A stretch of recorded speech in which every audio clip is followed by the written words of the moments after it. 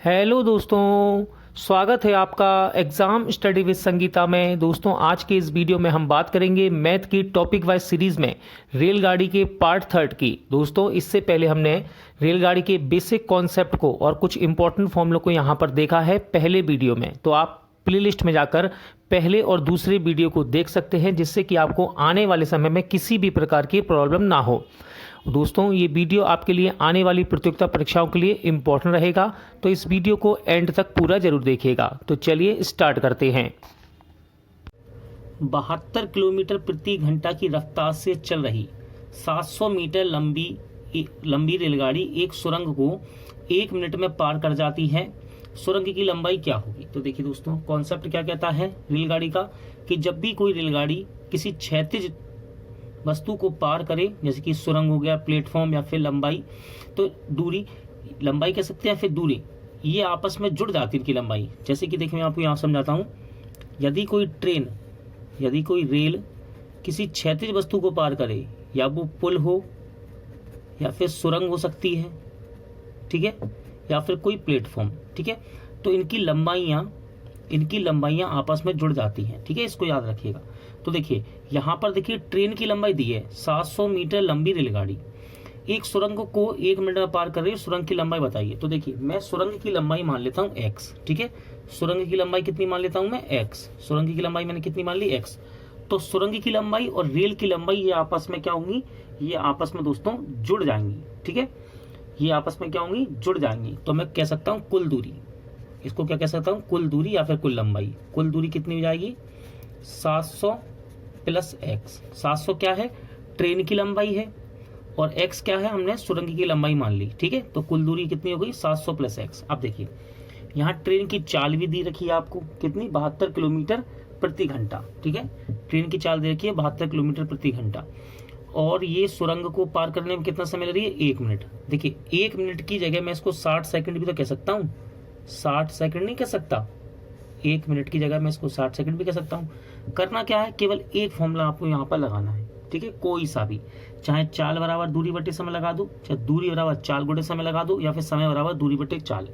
तो देखिए यहाँ मैं लगा देता हूँ दूरी बराबर चाल गुणे समय, ठीक है, दूरी बराबर चाल गुणे समय लगा देते हैं हम, ठीक है। अब देखिए कुल दूरी कितनी है? 700 प्लस एक्स, तो रख देते हैं 700 प्लस एक्स, ठीक है। चाल, ट्रेन की चाल कितनी है? 72 किलोमीटर प्रति घंटा, रख देंगे 72 किलोमीटर प्रति घंटा। समय को मैंने देखिए मिनट से सेकंड में बदल लिया, क्यों? क्योंकि आंसर मीटर में आ रहा है, और पूरा मात्रा क्या होता है? पूरा मात्रा होता है मीटर पर सेकंड, है ना। जैसे कि किलोमीटर प्रति घंटा होता है पूरा मात्रक, तो मीटर के साथ क्या चलता है? समय सेकंड में चलता है, यानी कि दूरी अगर मीटर में है तो समय सेकंड में होगा। इसलिए हमने इसको, देखिए आंसर मीटर में आ रहा है, समय को सेकंड में बदल लिया। 1 मिनट का मतलब 7 सेकंड, ठीक है, 60 सेकंड, तो यहाँ पे रख दूंगा मैं 60। अब ध्यान से देखिए, ये तो मीटर में है 700 मीटर, ठीक है, ये समय देखिए सेकंड में, लेकिन ये चाल जो है वो किलोमीटर प्रति घंटा में दी गई है। और आपको पता होना चाहिए, जब भी हम चाल को किलोमीटर प्रति घंटा से मीटर पर सेकंड में बदलते हैं, तो हमको गुणा करना होता है उसमें 5/18 से, ठीक है, 5/18 से गुणा करते हैं, ठीक है। तो हम इस 72 में 5/18 से गुणा कर देंगे, ठीक है, 5/18 से गुणा कर देंगे। देखिए इसमें तो ये चाल मीटर पर सेकंड में बदल जाएगी, ये चाल मीटर पर सेकंड में बदल जाएगी, क्योंकि आंसर मीटर में आ रहा है। अब देखिए इसको सोल्व करते हैं। 18 के पार से कट सकता है, 18 चौके 72, ठीक है। अब ध्यान से देखिए, 4 का गुणा 5 में होगा, तो ये हो जाएगा 4 पंजे कितना हो जाएगा? 20 हो जाएगा ये, ठीक है। 4 का गुणा 5 में कर दो, 4 पंजे 20। अब 20 का गुणा करेंगे हम 60 में, तो देखिए 6 दूनी 12 और 2 जीरो, यानी कि ये कितना आ जाएगा? 1200 आ जाएगा ये। और यहाँ कितना लिखा है? 700 प्लस एक्स। 700 को बराबर किस तरफ उठा के ले जाएंगे तो माइनस का हो जाएगा, यहाँ पर आएगा जब ये माइनस का हो जाएगा, यानी कि इसमें से घटा देंगे हम 1200 में से 700, तो 1200 में से 700 घटेंगे, कितना आएगा? 500 मीटर, ठीक है। तो x क्या माना था हमने? सुरंग की लंबाई मानी थी, और वो कितनी आ गई? 500 मीटर, यानी कि इसका ऑप्शन ए सही आंसर होगा। एक रेलगाड़ी एक खम्भे को 15 सेकंड में तथा 100 मीटर लंबे प्लेटफॉर्म को 25 सेकंड में पार कर जाती है। गाड़ी की लंबाई कितनी है। इंपॉर्टेंट सवाल है दोस्तों, बहुत ही अच्छा सवाल है। इसको बस यहाँ पर लिखेंगे ना आप, तो लिखते लिखते आपको समझ में आ जाएगा कि करना क्या है। देखिए, यदि सवाल में हम चाल बराबर चाल कर दें तो हम इसका आंसर निकाल सकते हैं। अब कैसे करेंगे चाल बराबर चाल, तो देखिए, रेलगाड़ी की इसने लंबाई पूछी है। पहली बात तो देखिए, ये एक रेलगाड़ी एक खम्भे को 15 सेकंड में पार कर रही है, ठीक है, तथा 100 मीटर लंबे प्लेटफॉर्म को 25 सेकंड में पार कर रही है। तो गाड़ी की आपसे लंबाई पूछ रहा है, तो देखिए गाड़ी की लंबाई मैं मान लेता हूं x, ठीक है। गाड़ी की लंबाई हमने मान ली दोस्तों कितनी, x, ठीक है। और ये गाड़ी एक खम्भे को 15 सेकंड में पार कर रही है। कितना समय ले रही है खम्भे को पार करने में, 15 सेकंड, ठीक है। तो देखिए यहाँ से चाल बना सकता हूं मैं, चाल बराबर दूरी बटे समय। चाल बराबर दूरी बटे, दूरी कह लीजिए या फिर लंबाई, दूरी बटे समय। तो एक चाल तो ये बन गई, चाल बराबर दूरी बटे समय, एक चाल ये बन गई। अब देखिए दूसरी चाल भी बनेगी, कैसे, देखिए आपको पता है रेलगाड़ी का बेसिक कॉन्सेप्ट क्या कहता है। जब कोई ट्रेन या रेल किसी क्षैतिज वस्तु को पार करती है, यानी कि लेटी हुई क्षैतिज वस्तु को पार करती है, तो इनकी लंबाई आपस में क्या होती है, जुड़ जाती है। ये किसको पार कर रही है, 100 मीटर लंबे प्लेटफॉर्म को। प्लेटफॉर्म की लंबाई कितनी है, ये है प्लेटफॉर्म, ये रहा प्लेटफॉर्म की लंबाई कितनी है, 100। प्लेटफॉर्म की लंबाई 100 है। और रेल की लंबाई कितनी है, रेल की लंबाई हमने x मानी है, यानी कि ट्रेन की लंबाई कितनी मानी, x। तो ये जुड़ जाएंगे आपस में, ठीक है, आपस में ये जुड़ जाएंगी। तो कुल दूरी कितनी हो जाएगी, देखिए कुल दूरी प्लेटफॉर्म की लंबाई और ट्रेन की लंबाई मैंने जोड़ दी। देखिए कुल दूरी प्लेटफॉर्म की लंबाई है, इसके अंदर प्लेटफॉर्म की लंबाई है 100 मीटर लंबा प्लेटफॉर्म, और ट्रेन की लंबाई है कितनी, x, इनको जोड़ दी। तो प्लेटफॉर्म को पार करने में कितना समय लेती है, ये लेती है 25 सेकंड। तो देखिए एक चाल ये बन गई, चाल बराबर दूरी बटे समय, चाल बराबर दूरी बटे समय। तो देखिए मैं लिखता हूं यहाँ पर चाल बराबर चाल, ठीक है। चाल बराबर क्या होता है, दूरी बटे समय होता है ना। चाल बराबर क्या होता है, दूरी बटे समय। इतना आपने बना लिया अगर तो सवाल सॉल्व हो जाएगा। देखिए चाल बराबर चाल लिख दिया, चाल बराबर होता क्या है, चाल बराबर होता है दूरी बटे समय। तो देखिए पहली दूरी कितनी है, x, कितना समय ले रही है, 15 सेकंड का, ठीक है। क्योंकि एक रेलगाड़ी जिसकी लंबाई x है वो 15 सेकंड में खम्भे को पार कर रही है, तो ये रेल की क्या आ गई, चाल नहीं हो गई। देखिए चाल बराबर दूरी बटे समय। अब दूसरी देखिए, चार सामने क्या है, चाल लिख दिया मैंने, चाल बराबर क्या होता है, दूरी बटे समय तो होता ही है। अब इसकी दूरी कितनी है, जब ये प्लेटफॉर्म को पार कर रही है तो दूरी कितनी है, 100 + x। क्योंकि ये देखिए ट्रेन जब किसी क्षैतिज वस्तु को पार करती है तो इनकी लंबाई आपस में जुड़ जाती है। तो इसके अंदर देखिए प्लेटफॉर्म की दूरी आ गई, यानी कि लंबाई आ गई, और रेल की लंबाई, ये दोनों जुड़ गई। तो चाल बराबर क्या होता है, दूरी बटे समय। तो दूरी कितनी है अब, 100 + x, और समय कितना ले रही है, 25 सेकंड का। बस इसको सॉल्व करना है आपको। देखिए सॉल्व करते हैं, इन दोनों को काट सकते हैं हम 5 के पाड़े से, 5 के पाड़े से 3 बार और 5 के पाड़े से 5 बार, ठीक है। क्रॉस गुणा करेंगे, ये हो जाएगा आपका 5x, 5 का गुणा x में होगा 5x बराबर 3 का गुणा पहले 100 में करेंगे तो हो जाएगा 300, और फिर 3 का गुणा x में करेंगे तो हो जाएगा 3x, ठीक है। 3x को बराबर के इस साइड लाएंगे तो ये प्लस का है ना, तो ये माइनस का हो जाएगा यहाँ की। जैसे ही ये माइनस का होगा तो इसमें से घट जाएगा, तो ये कितना बचेगा, 2x बराबर 300, ठीक है। 2 के पाड़े से 300 को जब हम काटेंगे, 2 के पाड़े से 300 को हम काटेंगे तो कितना आएगा दोस्तों, 150। तो x की वैल्यू कितनी निकल कर आएगी, 150 आ गई। और x हमने क्या माना, x हमने माना है गाड़ी यानी कि ट्रेन की लंबाई, x ही तो मानी थी, और x कितना आ गया, 150, यानी कि आपका ऑप्शन बी सही आंसर होगा।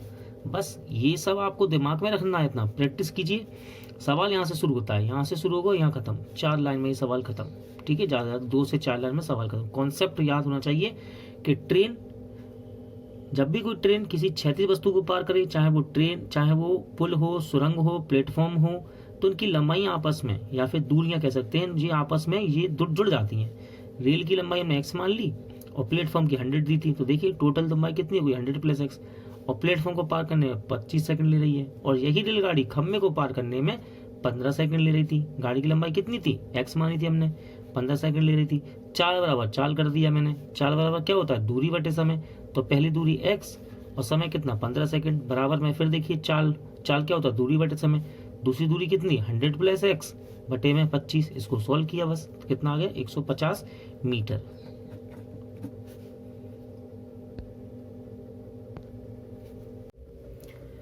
एक 150 मीटर लंबी रेलगाड़ी एक 300 मीटर लंबी सुरंग को 40.5 सेकंड में पार कर जाती है, रेलगाड़ी की चाल किलोमीटर प्रति घंटा में क्या है?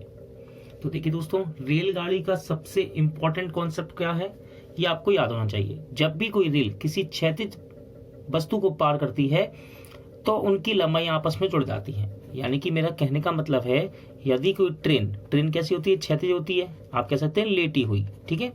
यदि कोई रेल किसी क्षैतिज वस्तु को पार करे, जैसे कि पुल हो सकता है, ठीक है, पुल हो सकता है, सुरंग हो सकती है, ठीक है, प्लेटफॉर्म हो सकता है, तो ये भी तो क्षैतिज ही होते हैं, पुल, सुरंग, प्लेट, ठीक है, प्लेटफॉर्म, ठीक है। यदि इनको पार करती है तो इन दोनों की लंबाइयां आपस में जुड़ जाती हैं, इसको याद रखिएगा, ठीक है।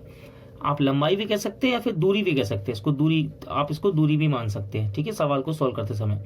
तो इनकी लंबाई आपस में जुड़ जाती है। तो मैं यहाँ पर कह सकता हूं कि रेल की लंबाई कितनी है? 150, और 300 मीटर लंबी क्या है? ये सुरंग। तो इन दोनों की दूरियों को या फिर लंबाइयों को मैं आपस में जोड़ सकता हूँ, ठीक है। हमेशा ये जुड़ती हैं, दोनों क्षैतिज होंगी तो जुड़ जाएंगी। तो कुल दूरी हम कह सकते हैं, कुल दूरी कितनी हो जाएगी? 300 और 150 कितना हो गया? 450 मीटर, ठीक है, ठीक है, मीटर। और ये रेलगाड़ी सुरंग को पार करने में कितना समय ले रही है? टाइम कितना ले रही है? 40.5 सेकंड, ठीक है। तो देखिए, दूरी दी है, समय दिया है, क्या निकालना है? चाल। तो लगा देंगे फॉर्मूला हम, चाल बराबर दूरी बटे समय लगा देंगे, ठीक है, चाल बराबर दूरी बटे समय। अब देखिए, दूरी कितनी है? दूरी है आपके पास 450 और समय 40.5 सेकंड। देखिए, ये मीटर में है, ठीक है, समय सेकंड में है, यानी कि ये चाल निकल के आने वाली है वो मीटर पर सेकंड में आएगी, ठीक है। कैसे आएगी? मीटर पर सेकंड में, लेकिन हमको चाहिए किलोमीटर प्रति घंटा में। तो याद रखिएगा, चाल को जब हम मीटर पर सेकंड से किलोमीटर प्रति घंटा में बदलते हैं तो हमको 18/5 से गुणा करना पड़ता है, ठीक है। यदि आपको चाल को मीटर पर सेकंड से किलोमीटर प्रति घंटा में बदलना है तो 18/5 से हम गुणा कर देते हैं, ठीक है। तो ये देखिए, चाल कैसे आ रही है? मीटर पर सेकंड में आ रही है ना, हमको चाहिए किलोमीटर प्रति घंटा में, तो इसमें हम गुणा कर देंगे 18/5 का, ठीक है, 18/5 का। अब बस करना क्या है? केवल इसको सॉल्व करना है। देखिए, ये पॉइंट लगा है, 1 दशमलव के बाद, 1 अंक के बाद दशमलव है, इसको जैसे इसमें हटाऊंगा तो यहाँ एक जीरो और लग जाएगा। तो चलिए, मैं यहाँ चाहे यहाँ जीरो लगा दो, चाहे यहाँ जीरो लगा दो, बात बराबर ही, मैं यहाँ जीरो लगा देता हूँ। तो ये जाएगा 180 हो जाएगा, कितना? 405, ठीक है। इसको सॉल्व करते देखिए, 5 के पार से 490 कट सकता है। देखिए, 450, सॉरी, 5 नाम 45, तो ये हो जाएगा 90, ठीक है। और काट सकते हैं इसको? हाँ, काट सकते हैं। देखिए, 5 अट्ठे 40 और 5 एकम 5, 81 बार कट गया ये 5 के पारे से, ठीक है। 5 के पारे से इसको काट सकते हैं, हम काट सकते हैं, क्यों? 18 पंजे 90 होता है, क्योंकि 5 के पारे से ये कट गया। थोड़ा हम लिख लेते हैं साफ, क्योंकि ज़्यादा नहीं काटेंगे, जिससे आपको क्लियर समझ में आया। बचा क्या है? 18/81 गुणे में 180 बचा हुआ है, ठीक है। इसको काट लेते, देखिए, 9 दूनी 18 और 9 नाम 81, ठीक है।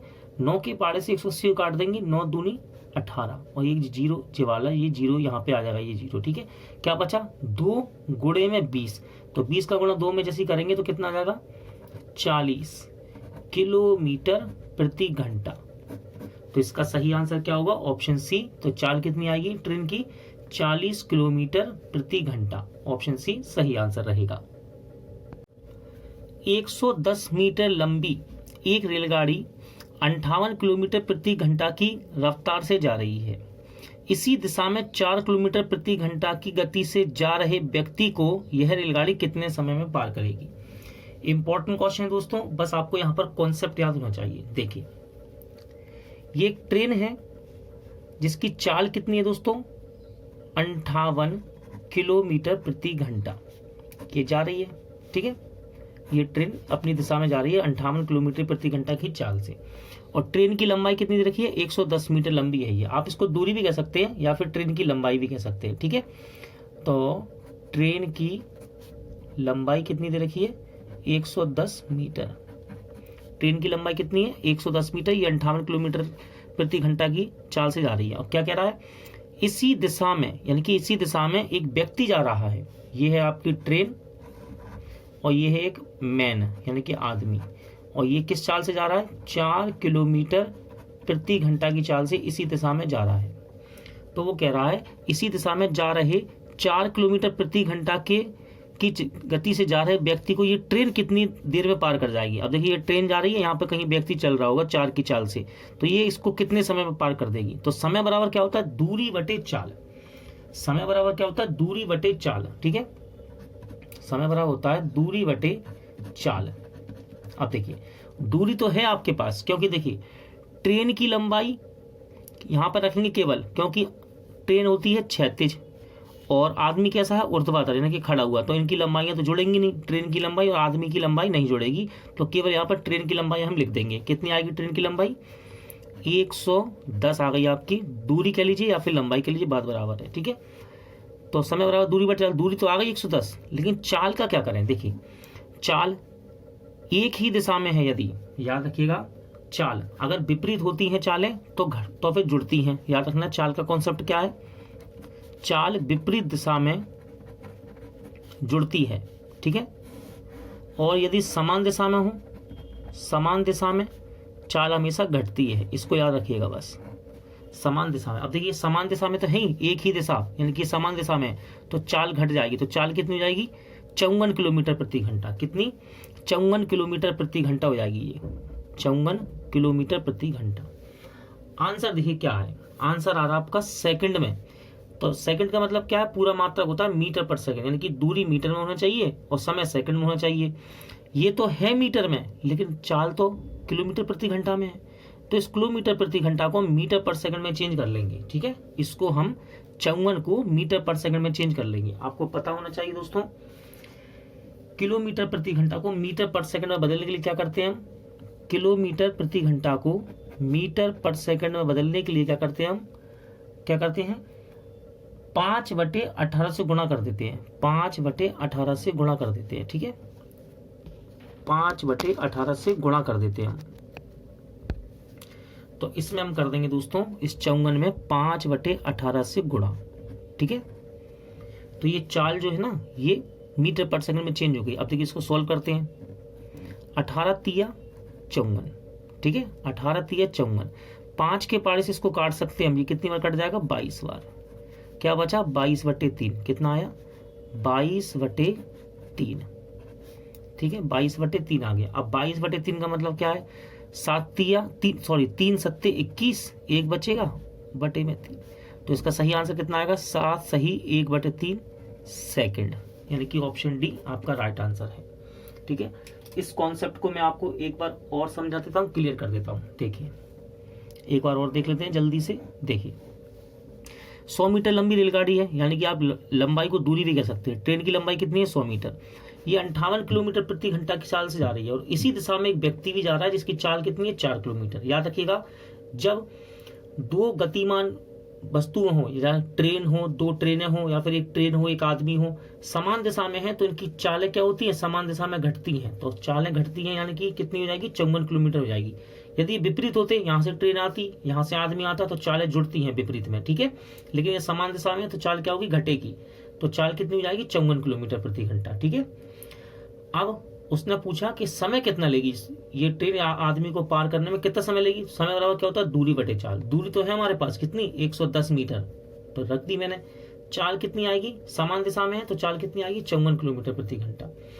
आंसर सेकंड में आ रहा है, यानी कि पूरा मात्रक क्या होता है? मीटर पर सेकंड होता है। तो इसको चाल को किलोमीटर प्रति घंटा से मीटर पर सेकंड में बदलने के लिए 5/18 से हमने इसमें गुणा कर दिया 54 में।